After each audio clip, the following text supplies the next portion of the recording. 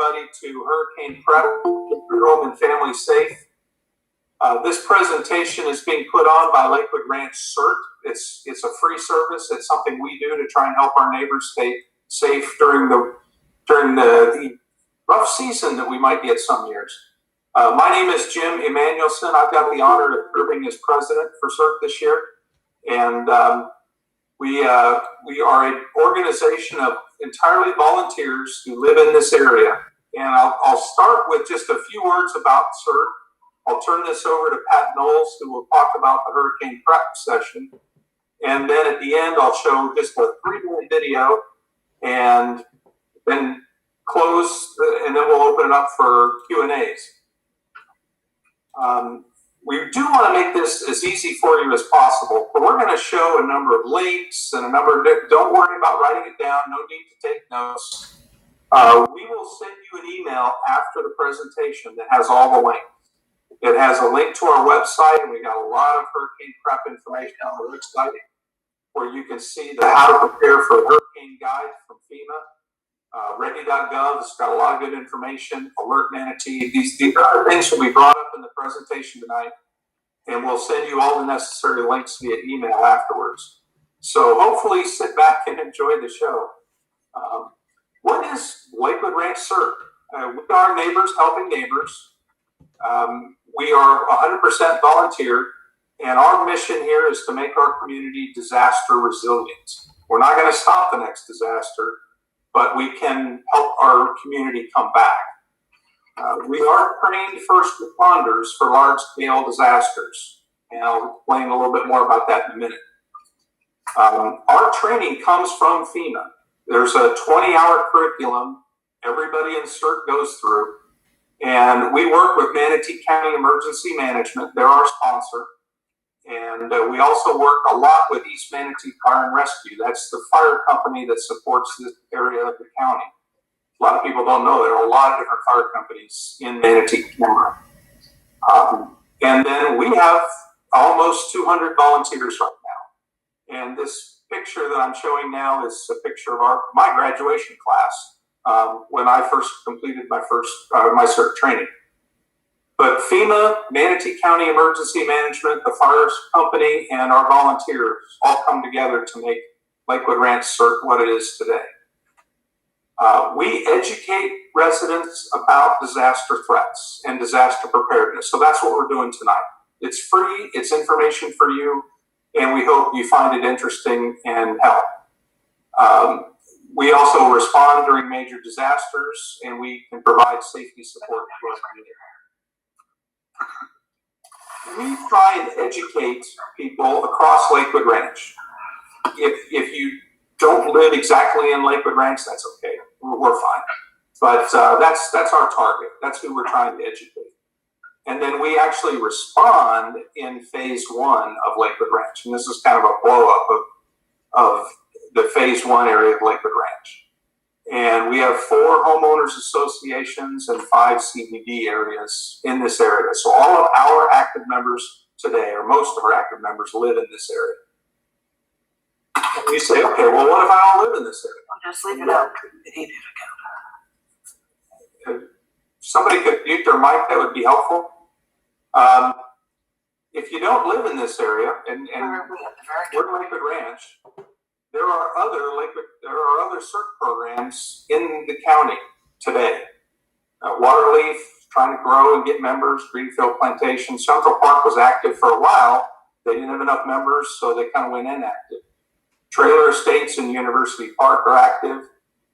Lakewood National and Del Webb are growing CERT organizations right now. We would love to help other neighborhoods grow their own CERT organizations. We'd be glad to work with you and get that done. So that's a little bit about CERT, who we are and what we do. I'll turn this over to the main event, and Pat Knowles, who's our treasurer and a board member, will talk about hurricane preparedness.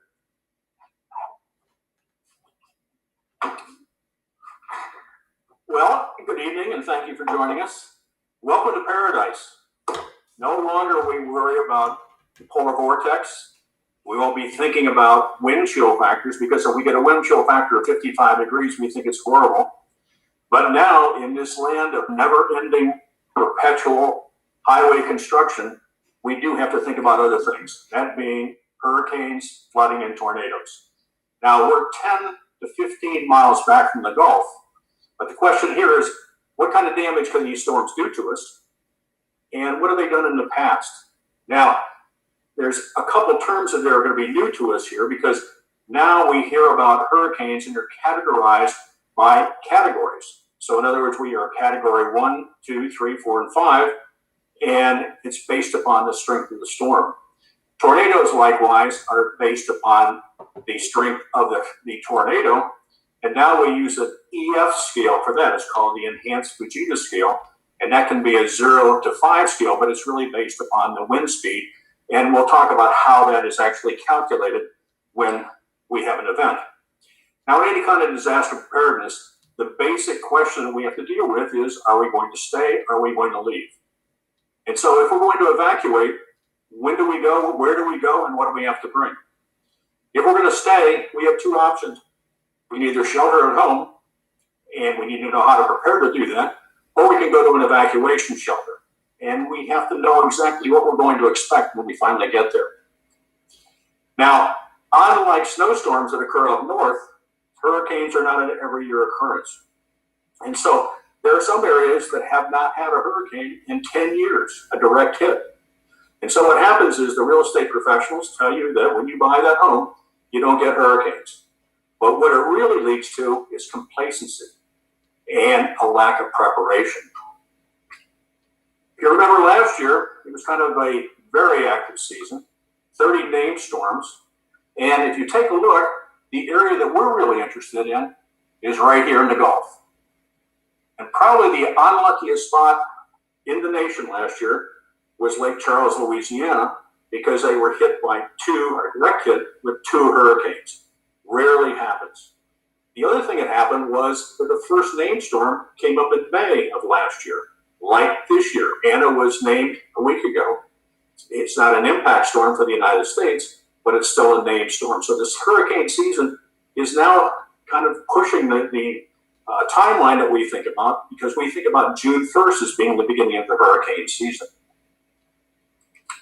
Now, if you remember last year, we went through all the English names, and it looked like Rush Week at the fraternity when we all had to learn the Greek alphabet again. Now, this didn't work out very well because Edda was more like my Polish aunt rather than it was a hurricane. So people didn't take it very seriously. So using the Greek names is going to be abandoned. Now, it takes a little while for the water to heat up. And so even though this hurricane season starts in June and goes till the end of November, the peaking occurs around September 10th. Now, this is an important date to remember because in our neck of the woods, we're talking about Gulf storms, and that September to mid-October range is when we really feel the brunt.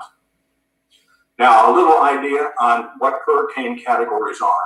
I think the first misconception is that every storm is the same. They're not. Every storm is totally different. That's Neil Boston, interim Pinellas Emergency Management Director and former state EOC Director. Most people, again, will look at the tropical storm or category 1 storm and say, well, I've been through it. I don't really need to take the same precautions. Then suddenly, again, you have a turn to a massive rain event. Lakewood Hurricane Force. If a landfall is category 1, the rain and flooding caused $20 billion in damage. To make things less confusing and more accurate, the National Hurricane Center back in 2009 changed that scale. They removed any reference to storm surge, and now these categories only represent wind speed. So when Ike and Katrina, we saw that the storm surge was much higher for the category than what that old scale used to say. These wind categories do not provide enough information. We need to focus on all the threats. To help, the National Weather Service produces threat impact graphics. And so it's actually going to show you a graph based on, okay, what do we think the main threat or impact is going to be? These graphics and the ones we show you on News Channel 8 break it down even more. Different parts of our community can have different threats from the same storm, all so you can prepare. I need tell them to evacuate when we evacuated last time, and the storm went north, and came south of that, and these are damage to the property. Very difficult to do. But people have to understand there's a place to live in a paradise, that is evacuation. when we see a typical weather map, it says that if there's a snowstorm in Indianapolis and Chicago on Wednesday, it's going to be in Pittsburgh and Buffalo on Thursday.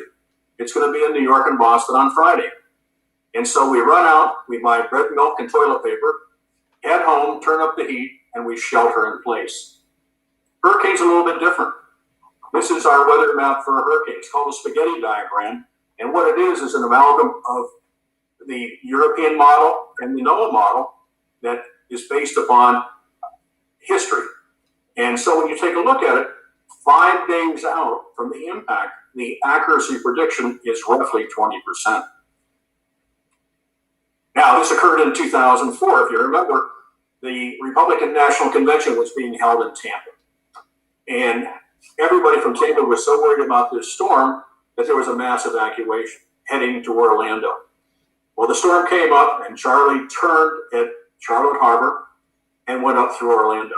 So this is the kind of thing where the accuracy is really still in question with all the computer modeling that's done. They're very unpredictable. And if you take a look at this, this is the path that Irma took. And Irma, it was based upon the classic Atlantic storm. You've got very hot winds coming off the Sahara in northern Africa, going over warm waters in the Atlantic and progressing westerly as they increase in their strength. And so if you take a look at this model, the white area shows the predicted path in the next 1 to 3 days. The dotted area shows the predicted path in the next 4 to 5 days. And so what occurs here is if you take a look at the width of this dotted area right here, it's wider the entire state of Florida. Now this is 9 days away. 8 days away, we're breathing a sigh of relief because this storm is going to turn. It's going to be East Coast storm. It's not going to affect us at all. Then 6 days away, and suddenly this is looking more like a Gulf event. We've got a storm that's now increased to 120 mile an hour wind speed. It's moving about 14 miles an hour. And if you start thinking about it, it's at 52 degrees west. We're at 82 degrees west. So there's still a lot of time, we think. 6 days away, 4 days away, it looks like it's going to be our storm. It is strengthening now. If you take a look at it, the maximum sustained wind is 185 miles an hour. That's a Category 5 storm. And it looks like it's going to be a devastating event for Puerto Rico, Hispaniola, and Cuba before it enters the Gulf. Later that same day, it looks like it's going to turn. And so we're kind of hesitant, but what happens is the East Coast is now evacuating to the West Coast. This is what really happened. On Sunday the 10th, this is September the 10th now, our peaking day, this storm came in, but now what's occurred is it's down to 130 mile an hour winds. Now why is that? It's gone over the mountains of Cuba, it's gone over the mountains in the other islands, and it has come through the Straits of Florida. That's a 100 mile wide strait. And this reduces the strength of the storm because it's going over land, it's going over mountains, and so on. Now, it looks very, very concise here because we're showing the eye of the storm. This is what it looked like when it came across the beach of Lakewood. And so if you take a look at this, now we have very high counterclockwise rotation of winds. And so what that means is on the East Coast, that they're getting the storm surge. On the West Coast, the wind is blowing out to sea. And so what happened was we had kind of a very strange thing occur, and that was at the Venice Pier, it was dry. The water had receded almost like the kind of films that we saw when the tsunamis hit Indonesia. Now what occurs here is that because of these high winds, we can also spin up tornadoes. And tornadoes typically are spun off on the northeast side of the storm, but they can actually occur anywhere. Now, depending on how fast the storm is moving is really what happens with the rainfall. Once it gets over land, it doesn't have the ability to strengthen anymore because it cannot bring up this evaporation of water. And so it's now starting to drop its load of moisture. And depending on how fast it moves, you either get 10 inches or 12 inches of rain, or like Harvey did over Houston, and it dropped 63 inches of rain. Now let's think that in terms of snow. If you have the 10 to 1 factor, think about 630 inches of snow. Now, when the storm finally got to our latitude, the around Wauchula area, it was a Category 1 storm. But for our area, the winds had been in the 70 mile an hour or less than that range. And so we only got a tropical storm in this whole event. Dorian was another story, 2019. Dorian was a Category 5 storm heading directly for Florida. We were all getting prepared for this storm. Now, Joe Bastardi is a meteorologist and a consultant from Penn State and from AccuWeather. And he describes these storms as being a cork in the sea, a cork in the stream, rather.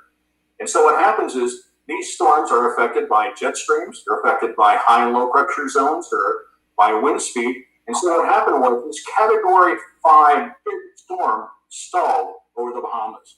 It did tremendous amounts of damage to the Bahamas, but it did not impact Florida with the type of event that we thought we were going to get. On the northeast side, tornadoes were actually experienced in Myrtle Beach. And this is what the path of the storm looked like. It actually stalled over the Bahamas, didn't touch Florida, and then went up the Atlantic coast. This is our area right here. And this is the Gulf that really affects us. And so once again, we were talking about when we bring that storm through the Straits of Florida, we can weaken the storm. But if a storm comes through that area and then camps over the Gulf, it can actually re-energize and become a much greater storm. Normally what happens with us in the fall is that we have an event that starts in the Caribbean, moves into the Gulf, and then impacts the Gulf area. Now, these kind of storms, if you take a look at statistical data, we have a higher probability of this storm hitting north of Manatee and Sarasota County and south of the two counties, but it only takes one to do the damage. Now, the Gulf is actually flushed or refreshed by the loop current. Now, this is a current that comes up from the Yucatan, circles in the Gulf, and then meets with the Gulf Stream, and then heads out to the Atlantic. Now, when this is in an event where we start heating up, like we did in 2017, the loop current is over in the eastern side of the Gulf. In the western side of the Gulf, we actually had a loop eddy that became a very hot spot. Now, this hot spot was the area that Harvey was spawned from. And so this was the impact that we had a very rapidly developing hurricane carrying a tremendous amount of water and really doing damage in the Houston area. If you take a look at 2018, the loop current actually went south in the southern part of the Gulf. And so we got a hot spot and a loop eddy that was right in the center of the Gulf. Now, what happened here was Hurricane Michael formed and impacted the Gulf by moving very, very quickly up into the panhandle of Florida. Because there was such, you start thinking about the Gulf. In the winter, the Gulf is 65 degrees. By the time we get into late September, the Gulf can be 90 to 95 degrees. So there's a tremendous amount of energy there for impacting a storm. And so Michael went from a Category 1 to a Category 5 in a very, very short period of time. So if you take a look at it from space, this is what Michael looked like. And if you take a look at the very center of that, called the eye is normally in the range of 50 miles wide. In the case of Michael, this eye was about 12 miles wide. And so what happens is that the cyclonic winds around that eye are so intense that it almost becomes like a super tornado. Now, what occurred here was when it hit the beach, we had a surge. It was 19 feet at Mexico Beach. Again, we're taking a look at the eye, and you see the counterclockwise rotation, very tight eye configuration. And this is what Mexico Beach looked like before Michael hit. And so most of these homes on the beach were on slab, not built the latest code, and were really kind of vacation homes and many permanent homes, but not up to current codes. When Michael came in with this storm surge, this is what it looked like. Now, if you were watching Good Morning America that morning, you probably heard Ginger Z say, "I just saw a house float down the street." Well, in the impact of the storm looked like this. Every one of these red dots was a house that was displaced. The one house that was left was actually built beyond current building codes. It was elevated, it was strengthened, and was still standing with a great view of the Gulf after the storm. Now, hurricane risks are, of course, wind and rain. But the other thing you have to take into account is that we have the storm surge condition. This is not just a coastal condition. This storm surge is the water that's pushed ahead of this great cyclonic wind and can impact 100 miles up a river, as it did in Florence, and when Florence hit the Carolinas. Now, they can also spawn tornadoes, but most of the deaths from hurricane come from freshwater flooding. Not saltwater flooding, but freshwater flooding because of the intense rain.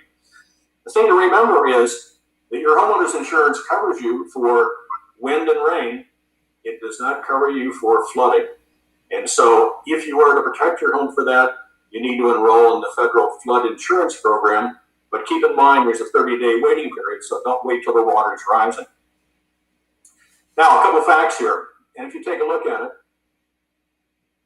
1 inch of rain really amounts to 17 million gallons of water. Now, if you start thinking in the Lakewood Ranch area from University to 70, bordered on the west by the Lakewood Ranch Boulevard and on the east by Lorraine, we're talking about 9 square miles. Now, if we get 1 inch of rain, that's one thing, but we often get 2 and 3 inches of rain in the downpours. And so if you start thinking about the only way this water leaves Lakewood Ranch is through the Braden River. Now, one of the things that you start to appreciate after a while is why we have so many ponds, because that's the surge capacity that has been built into this development to prevent downstream flooding. A very important thing to remember is that flowing water is not something you want to enter with your vehicle. 1 foot of water can actually float a car and move it. And you start taking a look at what would happen with our local streams with this high impact flow of water. They become raging rapids very, very quickly. And so just a little example. Let me wait. The path is blocked by water crossing the road. It doesn't look that deep, so you decide the right thing. Bad decision. Maybe.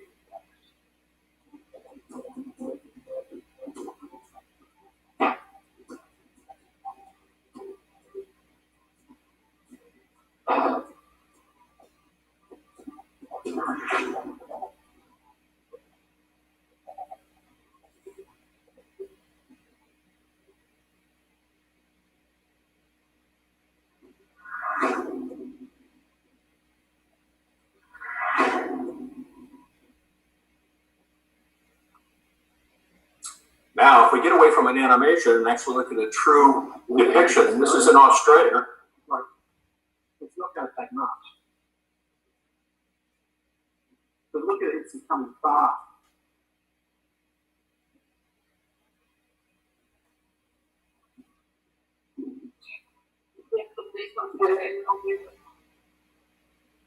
We just make came out as quick to get it done.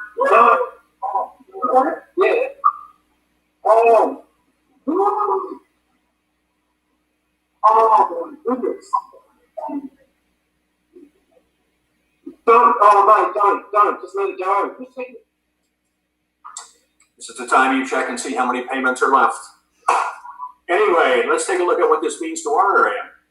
Manatee County actually produces a disaster guide, and one of the things that they post in that is the evacuation levels. Now, this map in red shows what areas are going to be flooded or impacted by an 11-foot storm surge. And so if you take a look at it, it's pretty obvious. The Barrier Islands, Amasola Bay, Terracea Bay, all those kind of things. But if you take a look on the Manatee River, the only reason that this stops is because there's a dam here at Lake Manatee. Now let's take a look closer to home. And if you take a look right here, wish I could use a left-handed mouse. Anyway, the Braden River is shown right here, and getting a little bit closer, we're looking at Lakewood Ranch Boulevard here, Hidden River Trail right here. And so on an 8-foot storm surge, 11-foot storm surge, I'm sorry, we're going to be impacting the west side of Lakewood Ranch Boulevard. If we get a 14-foot storm surge, we're going to be impacting the east side of Lakewood Ranch Boulevard. Now, back here in Adventure Park, the very nice park in Greenbrook. It's not developed because it is a flood zone. Now, I've seen water at the dog park there 4 feet deep with just the summer downfalls. Now, over here at the bridge on Lakewood Ranch Boulevard, the elevation is 20 feet above sea level. Over here in Greenbrook, where my home is, the elevation is 46 feet above sea level. So if you start thinking over a 3-mile range, we're going up 2.5 stories. Now, there is an interactive map on the Manatee County website where you can actually put in your address and find out the elevation of your home. Tornadoes are a little bit different thing. Now, with hurricanes, we might have 3 days to prepare, maybe 5 days. In a tornado, because of Doppler radar now, we've increased that warning time so that we might get 13 minutes. Doppler radar can look into a storm and say, this is a point that's forming. It can't determine rotation. It can't determine wind speed. And so when you get a warning for a tornado, you're probably going to be sheltering where you're at. And this means that you don't have time for mitigation. You can't put up storm shutters. You can't do the kind of things that you would normally do in a hurricane situation.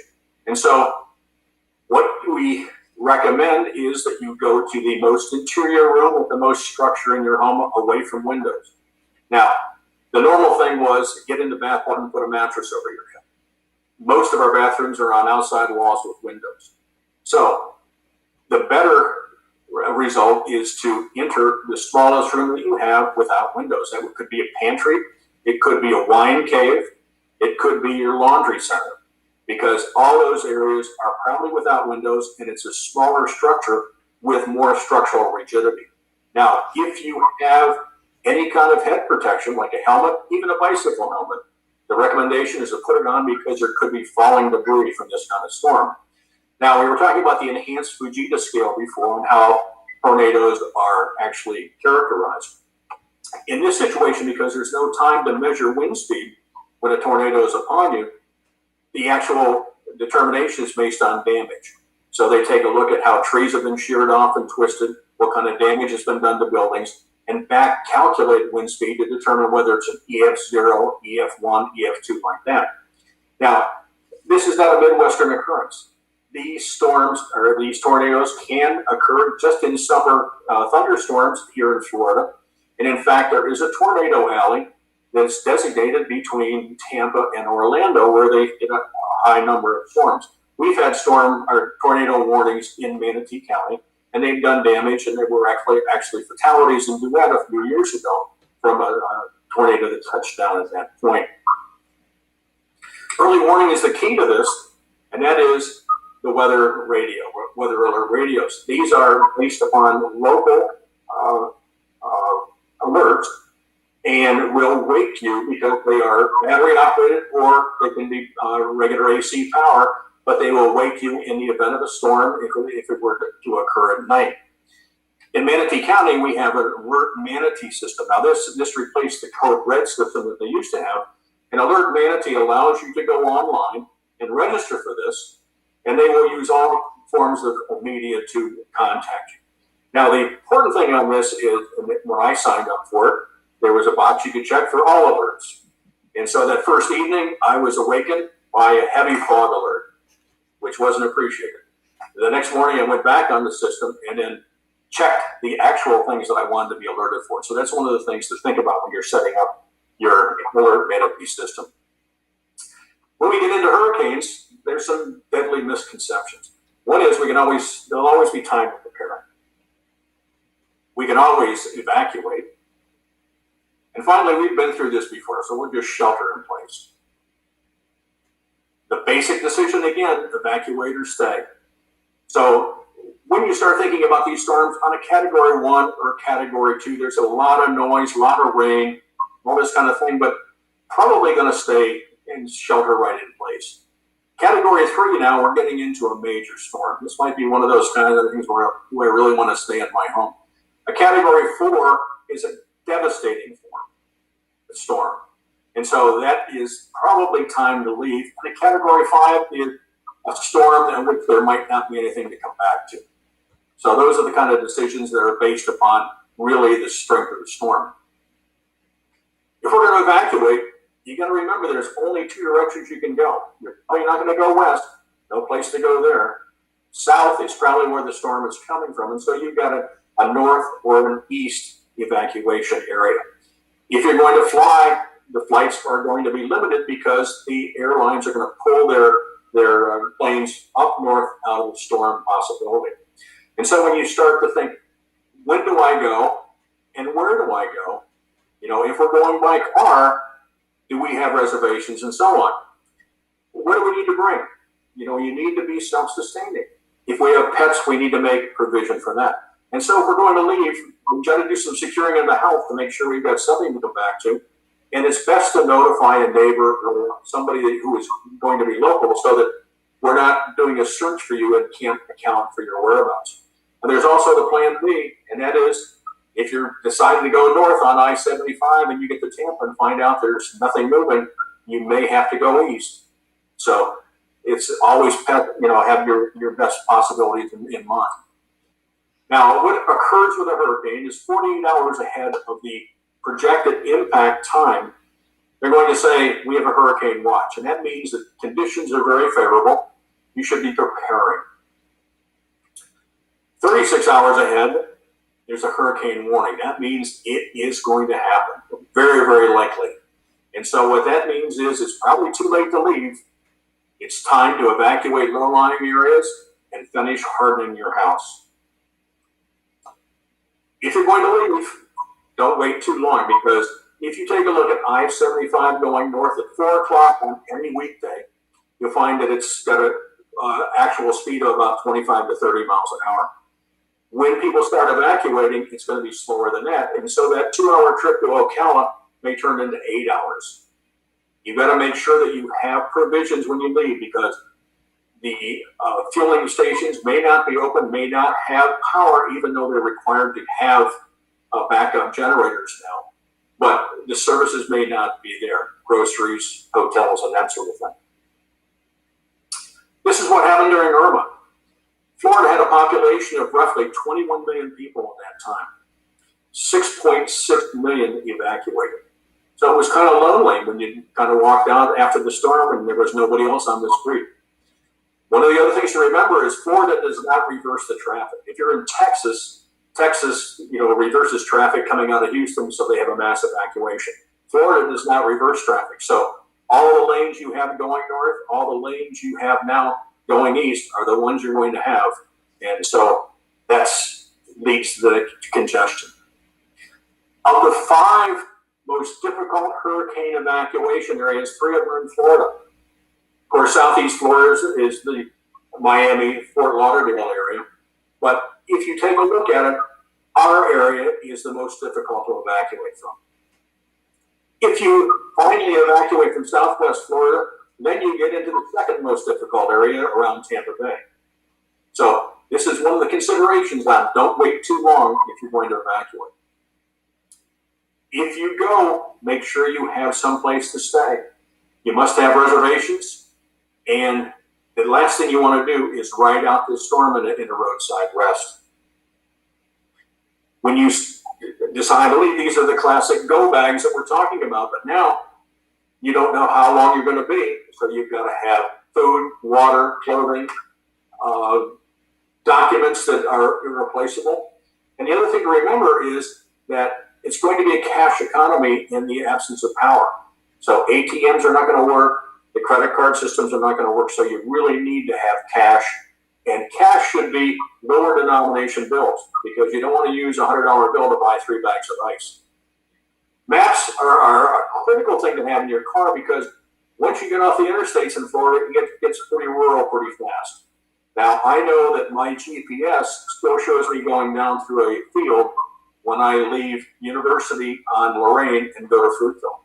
So you may find that the GPSs don't actually give you a true determination of where you're at. As we said before, 5 days out is the time to leave.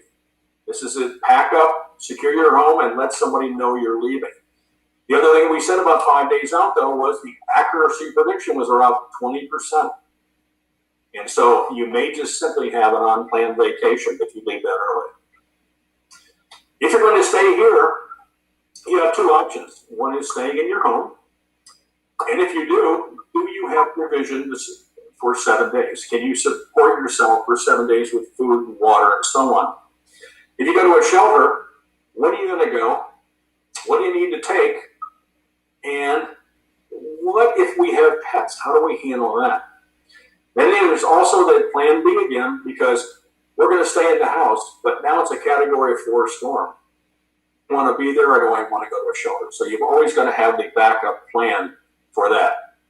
Now this will give you a little idea of what we're talking about. Each one's impacts are a little bit different, but the wind speeds that we talk about along the Safford-Simpson scale, those are very specific. And the damage caused in those categories, kind of predictable. So let me show you. Let's start off with a Category 1 storm. And the damage here, not too bad. A couple of shingles fall off, you can have some palms on and bending in the wind, but everything basically remains intact. In Category 2, that's where you really start to feel it. Look at the windows of the house. They can be hit from debris from the outside and already start breaking in Category 2. The trees are significantly bent over in the wind, and the siding of the house itself can break, dropping there in the wind, adding to those eerie noises inside. Category 3. I've heard only a Category 3, but it's not only anything except moving back to move. Maybe Category 3, you have the door that helps blow in because the wind gets so strong. You're going to have to move the house at the stop coming down and moving the wind, but you can lift off those weak points. And a lot of those debris start to fall. Category 4, the damage is even worse. You've got most trees falling, most of your windows breaking, most of your shingles fly away, and then Cat 5 is the highest the category scale goes. By Cat 5, no shingles remain anywhere nearby. The holes in the roof get so big that the walls of the house start to fall, but they're not attached to anything. More broken trees up in the neighborhood, that's just catastrophic damage. And then that's just from the wind. And there are other impacts from hurricanes, and they all vary through the season. So stick with the Weather Channel to keep you safe on the topics next to your Please keep in mind, we're not recommending standing in your front yard for any of these storms. Now, building codes in Manatee County have evolved based upon the last storm. And so if you take a look at it, if your house was built before 2002, if you're close to the coast, it's probably designed for 110 mile an hour wind. And if you're back on the eastern side of the county, it's probably down to a 90 mile an hour wind. Then, between 2002 and 2012, homes built in that time period were designed for 130 mile an hour winds, but maybe not with window protection. In other words, they were designed for sustained winds of 130 miles an hour, but not impact resistant. Now, if your home was built after 2012, you had two options. One is they either impact resist the windows or they have shutters. And in a situation with, for instance, my home, it was designed with shutters, which you think are going to be a piece of cake to do it, but there's a learning curve on putting shutters up. So we do want to stress that it's worthwhile to check out what happens before you really have to do it. Now, this is Safford-Simpson's scale, and so what it really is a scale that was put together by Safford, who was a civil engineer, and Simpson, who was a meteorologist. So what they were trying to do was categorize hurricanes in three different ways. One was wind speed, the second was atmospheric pressure in millibar, and the third was storm surge. The millibar, or the atmospheric pressure, and the storm surge didn't seem to hold up. And so now Safford-Simpson's scale is really based upon wind speed. If your home is designed for 90 miles an hour, that's a Category 1 storm. If it's 130 miles an hour, it's a Category 4, just barely into the Category 4. And if it's 150 miles an hour, now you're well into a Category 4 storm. But what's this really mean? It means that you should think of your house as a bubble. And so anything that breaches that bubble causes the entire bubble to burst. And so what are the weak spots in your home? Windows and doors.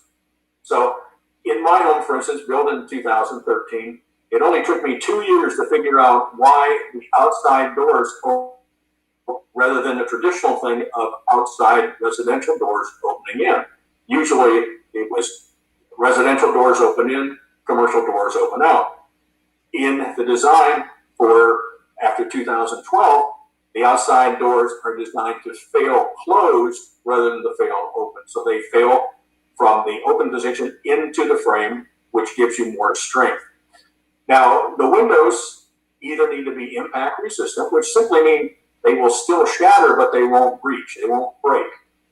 Shutters, whether they're aluminum shutters, Kevlar shutters, or even plywood, protect that window. And it's probably the most important thing is it prevents the ingress of air.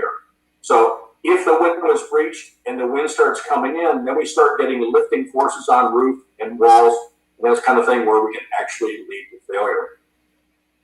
Now, one of the other things we think about is we think about only doors and windows, but think about your garage door. You know, most of these garages have either a double door or a double and a single. And so if the garage door is not designed with reinforcing for the loads that are going to be taken, then there's a possibility of the door actually deflecting in the middle and then pulling free from the channels on the side where the rollers are. If you have a breach of that garage door, you have a big impact area for wind going through. Now, a couple ways to strengthen that is to reinforce it with steel rods at the midpoint, going into the concrete and into the header, so that you prevent that deflection of the door. Another way to do it is to back up your car against the midpoint of the garage door when it's closed, so that the garage door cannot deflect. The only thing about that is make sure you're not running that car too long in that closed garage, otherwise we'll have another situation to talk about. Now, when you hear about wind speed, we talk about maximum wind speed and we talk about gusting speed. So it'll say maximum sustained winds of 110 miles an hour with gusts to 130. It's the gust that really does the damage, because this now becomes a fluctuating load on glass and windows and that sort of thing. And so if you take a look at the kind of damage that was done with Michael, with glass based upon these gusting winds. Now, what happens with the system after disaster, after hurricane? All the things that we come to depend on, police, fire, emergency medical, the 911 system, could be overloaded or deployed to more demanding areas. And so what happens with this is when your CERT team comes into play. These are your neighbors that are trained and equipped for first aid. They're trained in light search and rescue, and they're also equipped with handheld radios so that in the event that we have an infrastructure failure, in other words, cell phones down, landlines down, we can still communicate by these handheld radios to our homes, which are hand equipped, and then can alert the EOC, or the Emergency Operations Center, that we need help. Now, if you're staying in your home and there's no power, we have two things that occur. On the micro scale, you don't have air conditioning, you don't have lights, you don't have refrigeration. On a macro scale, it means that the water from the potable water is not being pumped to the system. And on the other side of the house, if their lift stations are not equipped with generators, now sewage is not being pumped away, and so we can get a backup that way. Now, many people think that a portable generator is a great thing to have in this kind of situation, but it's also a thing to be very, very careful with, because a gasoline-powered portable generator is a carbon monoxide producer. And so it needs to be in a well-ventilated area that's dry, it needs to be grounded, and it needs to be connected only to the appliance that you are trying to power. Now, when we say it needs to be well ventilated, that doesn't mean in an open garage area. It needs to be outside on a lanai, for instance, but away from windows and doors where carbon monoxide could actually move into the house area. Now, the last thing we want to do with a portable generator is try to backfeed into our house system. Because unless you have the ability to detach yourself from the grid, you can actually send a high voltage signal back to lines that workmen are on, and assuming that they're dead. And it also becomes illegal to do that in that situation. Now, we have a real nice thing in Lakewood Ranch, and that is that we have natural gas utility. Natural gas allows us now to power whole house generators that are set up professionally with a thing called a transfer switch. Now this transfer switch, when there's a loss of power, the transfer switch isolates your home from the grid and allows your generator to feed your house until power comes back on. When power comes back on, the transfer switch then goes to the grid again and turns off your generator. So it's a safety thing that has to be professionally installed to do that. You got to remember that if there's no power, we're not going to be having fuel from the gas stations because they have to pump. And again, our credit system is going to be down. Drugstores could be without medication. So there has to be that provision for being self-sustaining for 7 days in the event of a storm. Now, what really happened in Michael? 2 days after the storm, and this is just in Florida, 290,000 people were without power. In 2 days, you can say, well, we can last for that. But how about 2 weeks? 2 weeks after the storm, we still had 32,000 people in Florida without power. Now, if you take a look at the area that's really shown here to be without power, they could have been without a house as well because of the damage that was done by that storm. When you start thinking of a storm shelter, this is what people have in mind, but this is an after the storm shelter. This is when the Red Cross comes in, provides cots, food, and that sort of thing. A storm shelter is really quite a different thing. So in other words, you're probably in a shelter that's a gymnasium floor. You have a 4-foot by 5-foot section that you can call your own. And when you take a look at Manatee County with a population of about 400,000, exceeding 400,000, the shelter capacity is about 35,000. Now, last year we were very concerned because that was 35,000 before the pandemic. And in a pandemic, we were concerned that that would be reduced by 50%, 60%, 70% in order to accommodate that with the possibility of infection. Now, one of the recommendations that were made by the emergency operation people from Manatee County is if you live west of I-75, it's best to make friends with somebody who lives east of I-75 and go live with them during the storm. Evacuation shelters are really rudimentary shelters.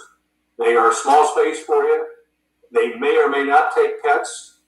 If they do take pets, they're going to be in a sequestered area.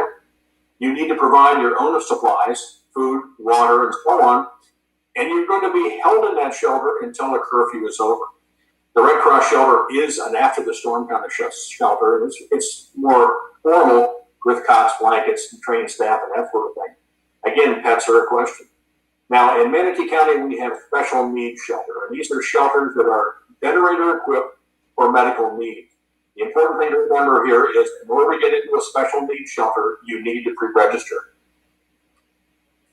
When you go to a shelter, it's the same sort of thing as evacuating with one other thing. You now need to take bedding. You are going to be sleeping on a gymnasium floor, and so you need to have that accommodation. Food, water, and snacks, again, cash for after the event, and important papers. Now, when you leave a shelter, because of the amount of damage that's been done, you may need to prove that you live in that neighborhood in order to be allowed to go back to the neighborhood. So you need to have that kind of documentation. After the storm, there's a system set up by the Red Cross called Safe and Well. It allows you to register, and once you register, then you can also check to see whether loved ones are safe and also that you are safe. Checklists are a big thing in Florida. That is, they let you focus on things that you might not think about in order to mitigate the possibility of a disaster. And that is, what do you do 365 days out? You know, what do you do 1 year ahead of the hurricane season? Well, if you're going to change windows, that's when you do it. If you're going to add a generator, that's when you do it. If you need to prune trees so that they don't impact your house, that's the kind of time period that you do it in. Also, check the drainage from your roof to see whether it's actually going to flood your house or it'll be carried away properly. 5 days out is really the time that we talk about leaving. This is the time to secure your home, tell somebody you're leaving, make reservations, and leave. Now, 3 days out is getting into the kind of close time period. Now, it's time to get to the ATM. It's time to fill up the cars, Make sure you have fuel, shop for the final things. And what you're going to find is that in 72 hours, there probably isn't any water on the water aisle of Walmart. The beer aisle will be stocked to the roof, but the water aisle will be vacant. This is the time that you now harden the house, put the shutters up, remove the screens, because if the screens get blown away and you don't have power, you've got to open those windows, it's going to be kind of nasty with the inside. Pull the things in off the lanai. Now, I know that the big green egg is a very heavy thing, but in very high winds, it could become the big green bomb. If you have pets, this is a very, very traumatic time for pets. There's a lot of noise from thunder, lightning, and there's a lot of runaways that occur during this kind of time period. The number that we heard for Katrina was that 70,000 animals were displaced during that time period. If you really want to ensure that you can identify your pet, the best thing to do is to microchip the pet. If you're going to a shelter, you've got to have medical records for that pet. In particular, you've got to have a current rabies shot. You've also got to have food and water for that pet. You need a carrier, a crate, and very good identification. One of the best things is a picture with you and your animal so that you can identify it, because they are going to be separated from you in the shelter. Emergencies happen, whether it's a tornado or flood. You need to have planning, and the family emergency plan is one of the things on how do we evacuate, what do we need to take, and that sort of thing. Piece of advice is, this is the plan that can be downloaded from FEMA, and this just gives you a outline for things to think about, for how to town contacts, where we're going to stay, all that sort of thing. If you live in Florida, this is a year-round kind of project. The whole thing is to stock up on your non-perishables and rotate that stock throughout the year. You need to accumulate cash at home, and the recommendation is to have at least $1,000 cash, again, in low denomination bills, in the event that we have a power outage and a lack of credit economy. Time to harden your home, whether you're adding shutters, new windows, anything like that. Update your go bags, because you're not going to have time to pack when it really comes down to it. In California, for instance, right now, people get a few minutes notice that the fire is coming and you've got to get out of here. So who's going to do one? I'll pack the dead batteries. Great. I'll only put what I don't need into a duffel bag. Perfect. That's totally unhelpful. No problem. Meanwhile, I will try to comfort everyone by speaking in a calm voice. And who is going to do the supplies? I can forget to do this. No? Thanks, Pal. We couldn't be any less prepared. I'm proud of you guys. And now, a word from our sponsor.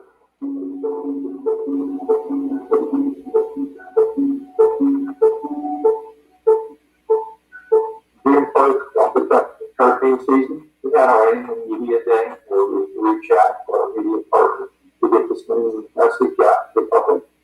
Your initiative is to know your home, meaning what construction strength is your home, knowing when or when not to evacuate. Putting your kit together is very important. We're now recommending 7 days worth of supplies rather than 3 to 5 as we did in the past. Knowing that a shelter is a last resort. A shelter is a lifeboat, not a cruise ship. Don't get basic looking at the we're going to have a slower hurricane season. That doesn't matter. It only takes one storm.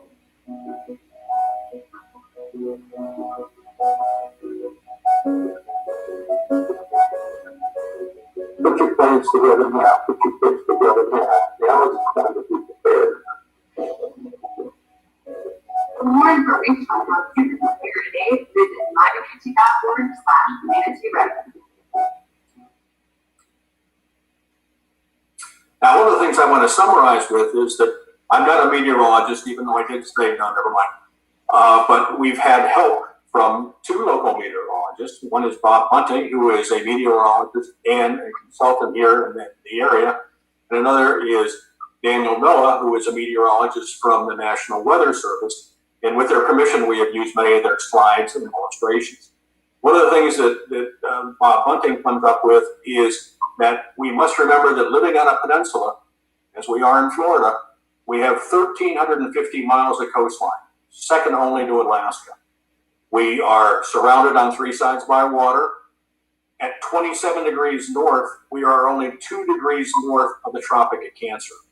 So all these things impact us to the point that Florida statistically has a 51% chance of having a hurricane in the season and a 21% chance of having a major hurricane in the season. A major hurricane is defined as a category 3 or greater. And so these are all the things that we have to consider when we're preparing for the hurricane season. Thank you.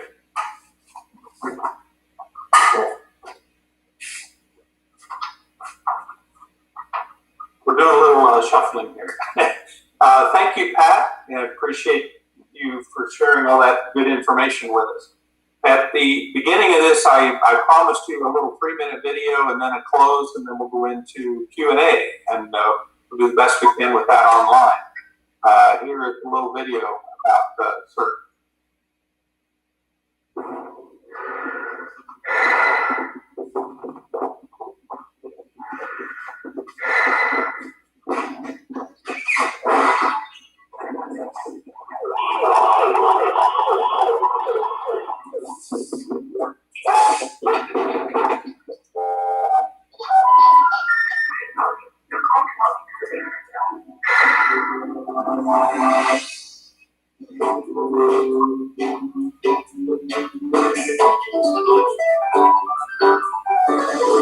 CERT, your community emergency response team.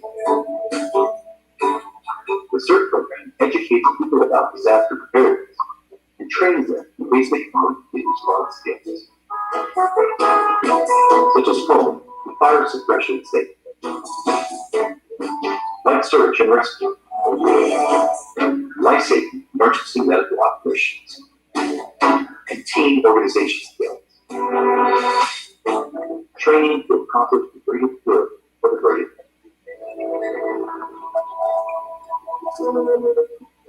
When a major disaster happens, it will overwhelm local emergency response capabilities.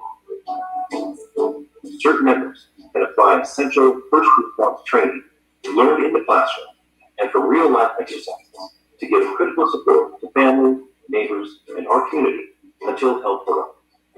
I signed up because I know that eventually there will be a disaster in our area to happen, and you might as well be prepared. It was a great opportunity, and I expect very much quickly the budget training that and the people that were training us, they're excellent, they're doing a job, and we learn a lot of good funding. Turning on your gas, turning off your gas, turn off the electricity, cut the water supply, in an emergency, all those little things that you might not think would be that difficult. You have a chance to do that this plan, and leave no one will feel more confident that you're doing it, and that is just a little confident. It's going to have the third program. It's a very good idea, and I believe more people are going to get involved. I think we should just see the first draw of many. Oh, I highly recommend that anyone who possibly can to take the training. If several people in every neighborhood has had the training when a disaster comes, those few people can pull other people together and help them come together in the neighborhood. I think it's a good first group plus for other organizations to work together at recruiting other people to come to get the training facility.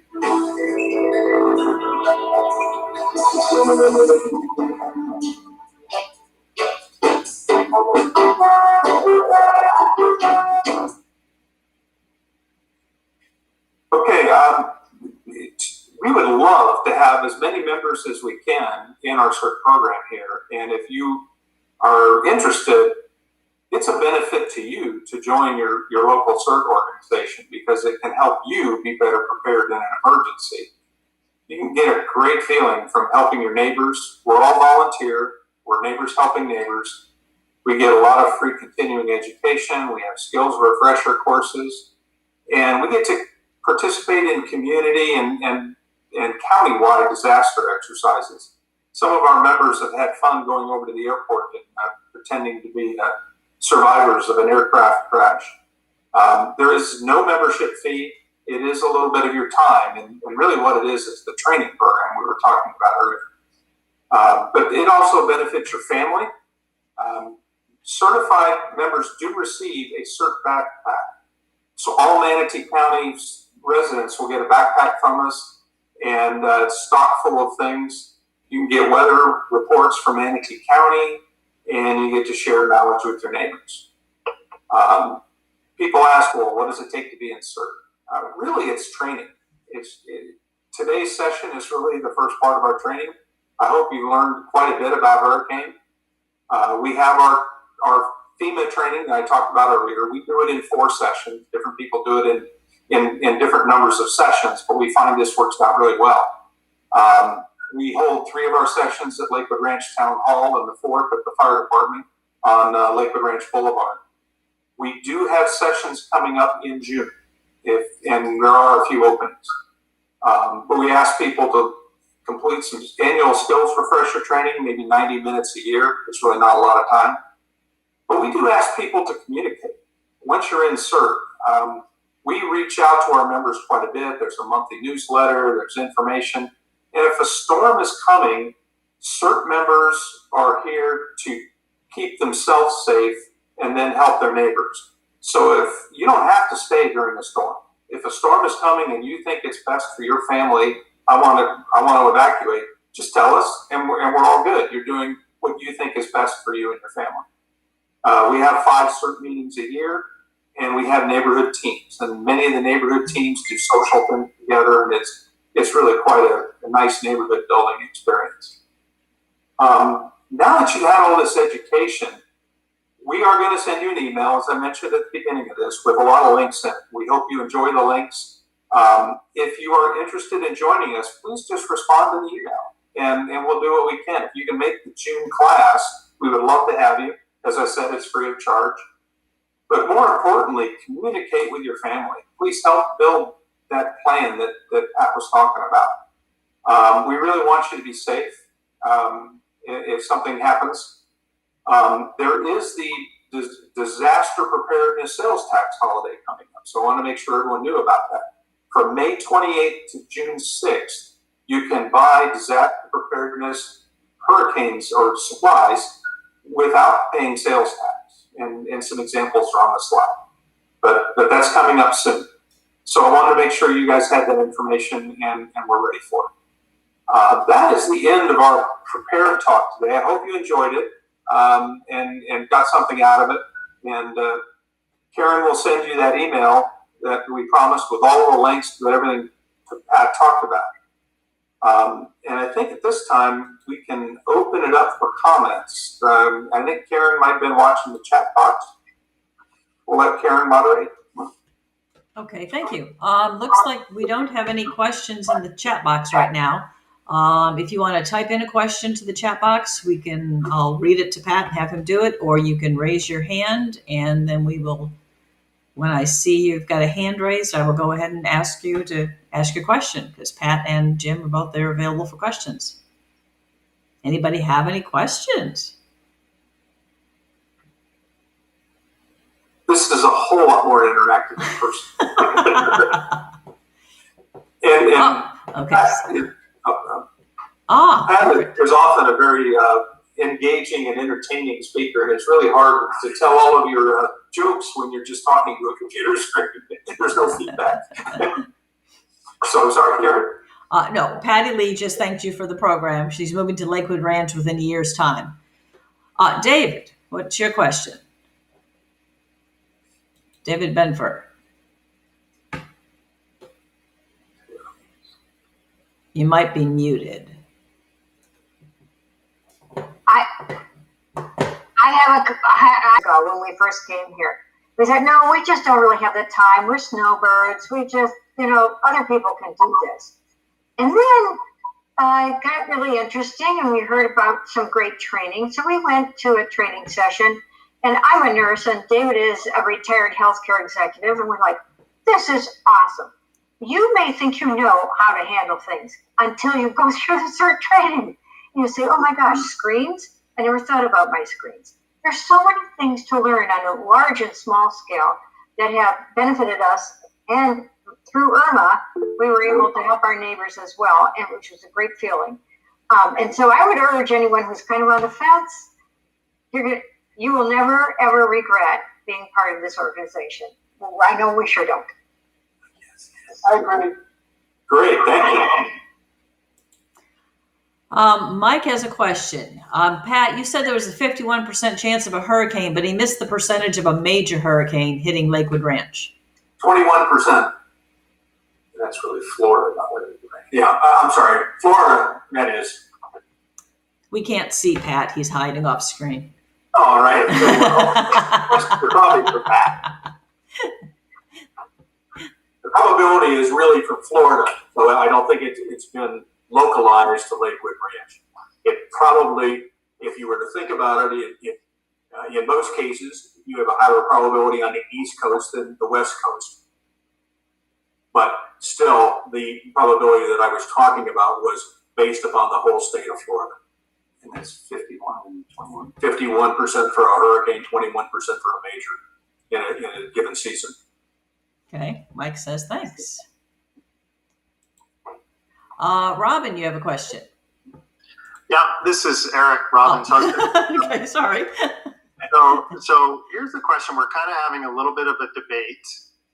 We have a ranch style home, so everything obviously on one floor.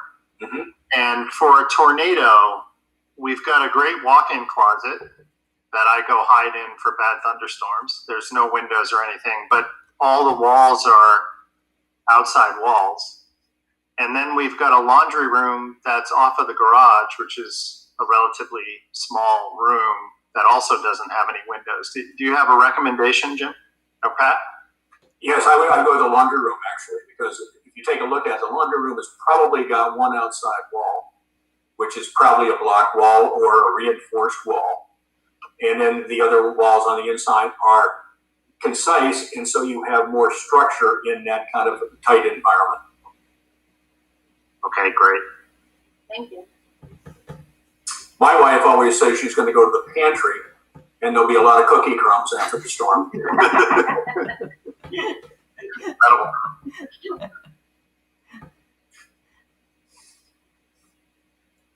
Anybody else have a question? All right, I do not see any other questions. This is amazing. Pat, you did a great job. Oh, Doug has a question. What are the options for the expansion of CERT Lakewood Ranch north of 70? I'll let Jim talk to that. There are options. Maybe I can just scoot in here. There are options in that we as a Lakewood Ranch CERT organization would love to expand. The number one thing we need to expand is more volunteers. And we're constantly working to try and get more volunteers. And you'll hear me doing sales pitches for volunteers over and over again. That's really what we need to do.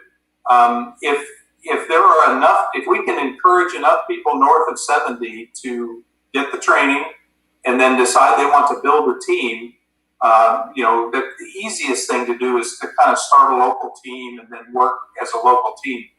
But we as are more than willing to share all of our knowledge, all of our keys to setting things up, all of our documents, and help you.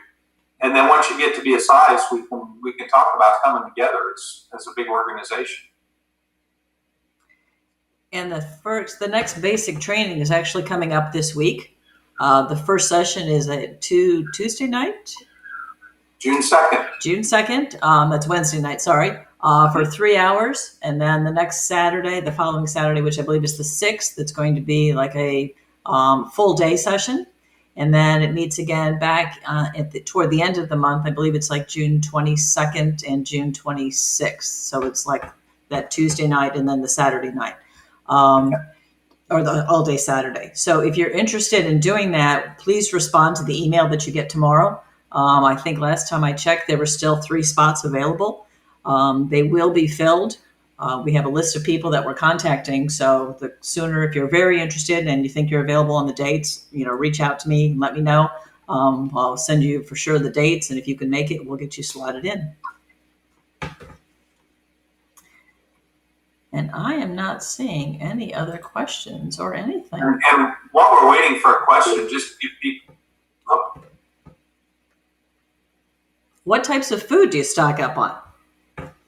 I think you need to stock up on things that you're willing to eat that are not heated, because you may not have power.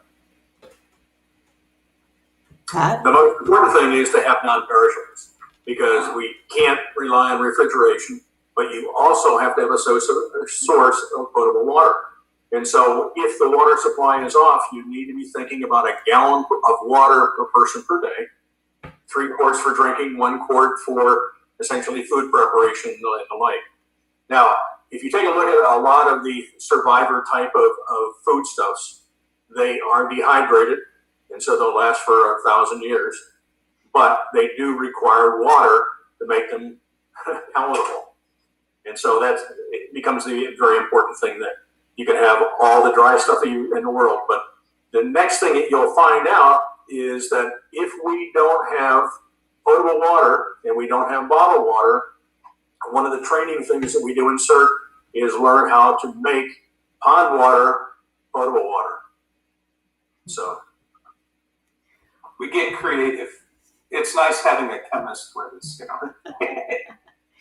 And Doug, to your response about you haven't been responded to, if you will send whatever your question is to cert@lwrcert.org, I will make sure that I respond to you immediately. We have a liaison who is working to start the other CERT teams in the area. So there's not a reason for you not to have been responded to, and I apologize if we've missed you. Lakewood Ranch Mark wants to know what the minimum age is to join CERT. Nationally, CERT programs exist for adults and youth. There are different communities across the country that have youth programs. Here in Lakewood Ranch CERT, we do not have a youth program, so you need to be 18. That's our minimum age right now. We may change our mind someday if we get a large number of youth, but right now, our board has discussed it, and we're sticking with an adults only program. But that's just our group right now. There are very active high school youth programs in other parts of in other areas. Okay. Nobody's raising their hand. Not seeing anything else. Is there anything else you two want to share? Whoops, hang on. I think I heard a hand. Mike Staley. Mr. Mike, what's up? Uh-oh. Is he muted? Must be muted. We can't hear you, Mike.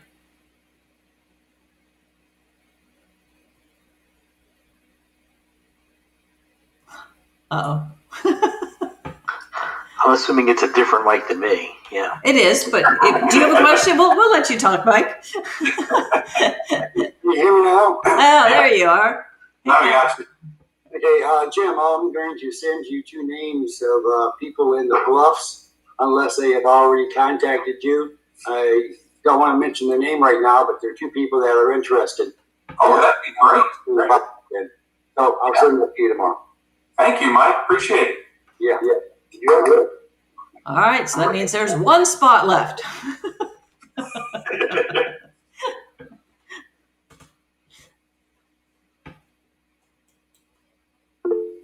Oh, I see another hand. Mr. Rich, what's up? I'd just like to say thank you to Pat for an excellent evening of telling us how to deal with a response of a hurricane in Lakewood Ranch. Thank you. Thank you for the kind word, Rich.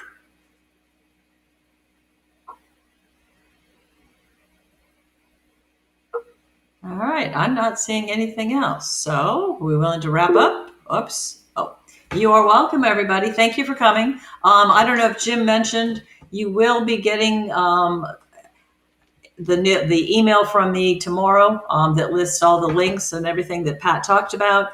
And I'll also go ahead and put you on our email list for our monthly newsletter.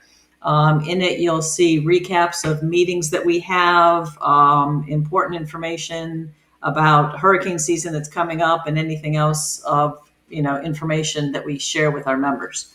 So all of that will be coming your way. I guess the first one that you'll be getting is June 1st. So you'll be getting a couple correspondences from us very shortly. Well, thank you, everyone. I appreciate you coming. Whoops, hang on, there's a comment. Oh, everybody's saying thank you. You are all so welcome. Thank you all for coming. We really appreciate this. We're going to try to do another one of these, hopefully in person sometime in July. So if you have neighbors that are interested in learning more about hurricane prep, have them go out to our website. As soon as we get a date, I'll put it on there, or they can find us on Facebook, and I'll also promote the information out there. All right. So thank you, everyone. Have a good night. Thank you. Bye.